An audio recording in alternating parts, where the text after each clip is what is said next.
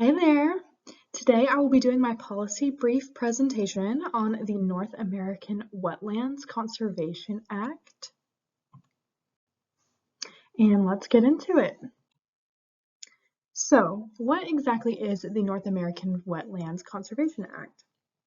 Its main goal, why it was created, was to protect, enhance, restore, and manage wetlands.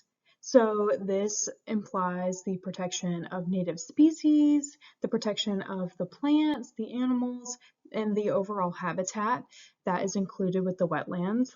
Enhancement projects have also been going on to maintain and restore any damages that have been done.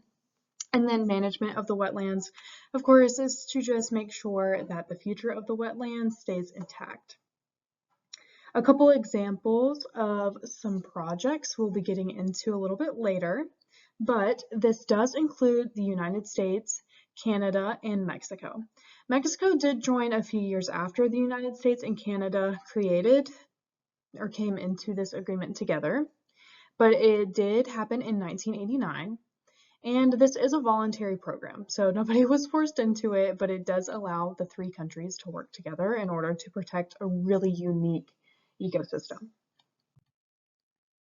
This right here is just a map of the affected areas. So the darker green are where the country's wetlands are located.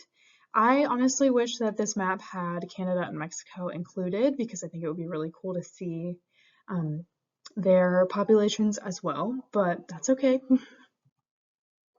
As far as current legislation goes, this act was passed back in 1989, like I mentioned, but currently it is actually going to be on the docket for the 2024 Congress, and it is the 4048 bill, and this is technically called the North American Wetlands Extension Act.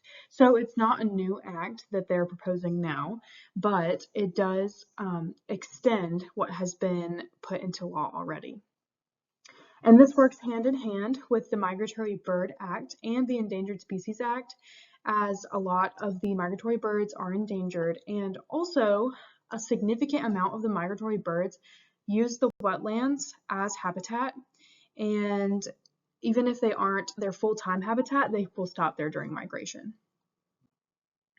So how exactly does this legislation work? What is the act? How does the act make its project successful?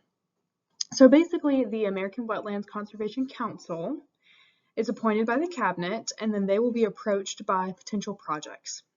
And then grants will be allocated if they are approved, and funding will be given to whoever it was allocated to, so the projects can be carried out. So as far as the funding mechanism goes, for every dollar spent on the federal level, there will be a non-federal match on a one-to-one basis. So for example, if the federal government gave $1,000, then a nonprofit or some other entity would need to give $1,000 as well, making the total $2,000. And then that federal funding is provided in one of two ways. Things like the Migratory Bird Treaty Act and the Federal Aid in Wildlife Restoration Act already have funds set aside, so they'll pull from that, or other allocations will come from Congress budgeting. So that is the specific location that the federal funding comes from. And then the non-federal funding comes from places like nonprofits. So this also allows the collaboration of nonprofit and federal entities together, which is pretty cool. There have been a bunch of benefits so far to this act. Over 3,000 projects have already been completed, which if you think about the scale of the wetlands, 3,000 projects, that's a lot of projects. And then 30 million acres of affected land have seen benefits from this, and that includes Canada and Mexico again. All 50 states have participated in the United States, and around $2.1 billion in grants over the past 32 years, have been awarded. So there's been quite a lot of funding put into this. And then just for some more scale, 525 partners participated in the act last year. So some examples of projects that are currently going on are the Delaware River Impact, which is a restoration project up in Delaware.